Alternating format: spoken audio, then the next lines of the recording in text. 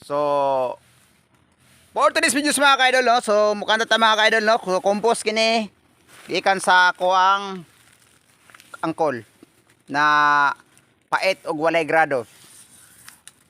So, unta makasabot man ning kata mga ka-idol, no? Sa Tagalog or labi na sa Bisaya. Bisaya makasabot yun na siya sa Tagalog. So, shout out sa mga Tagalog diyan na di kasabot sa akong ikanta karon. Unta makarelate pud mo ani mga ka-idol, no?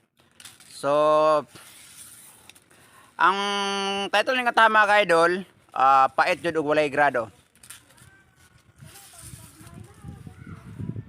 Suginlan ko kamo mga amigo ko, sa kinabuhi nga gamay ratag grado, mo apply trabaho sa atong gobyerno, dili ta dawaton gamay edukasyon. Ang akong uniform t-shirt lagom-lagom, napay akong purol buslot paintawon. Pagpasan sa kawit, sa sugong magbitbit, ang paa itambid aron di mahulog.